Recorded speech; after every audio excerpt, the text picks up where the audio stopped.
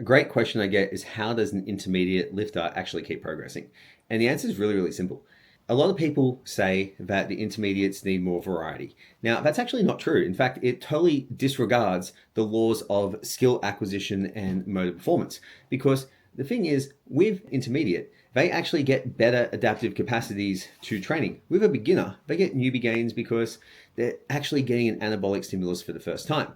What we kind of really don't understand, or what a lot of coaches don't understand, is that the actual process of building muscle involves a number of different phases. The first one is neuromuscular adaptation. So for the first 1 to 2 weeks, the gains are primarily neurological, i.e., you're learning how to do the movement, you're learning how to increase motor unit recruitment, you're getting better at recruiting more fibers, which is why we can see a fairly rapid strength increase. Now, if you're changing your exercises often, meaning very frequently, you're actually going to get a lot of that neurological stuff, which is great for certain reasons, but it's actually going to hold you back in terms of the amount of tissue that you can grow, if we're looking at that. And then also the strength that you'll actually develop, because what will happen is, as you do something new, you may not be training those motor units anymore that are required. Now, for the next 3 to 8 weeks, what we actually see is we get better muscle growth and development because our muscles become better at storing, utilizing, and using glycogen to improve performance.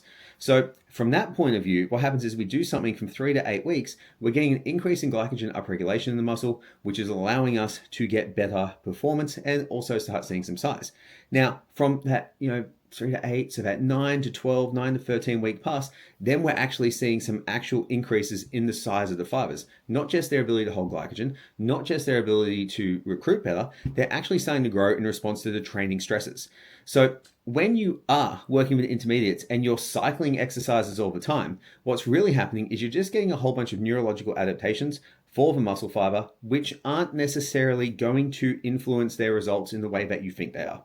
So what I recommend for most intermediates is they actually stick to exercises longer compared to beginners. Now, I recommend beginners move more, move in their exercise selection, because they can get away with more because most things are fairly anabolic to them because that new stimulus is a whole new stimulus. Okay? When you're an intermediate lifter, you actually need to spend more time on the lifts and get better and better at doing those things, and you'll see far better results. The vast majority of clients that have taken up to national level in bodybuilding and the ones who get really awesome body composition results actually stay with the same thing for a longer period of time, and they're not going to mess around with doing multiple things for the sake of entertainment.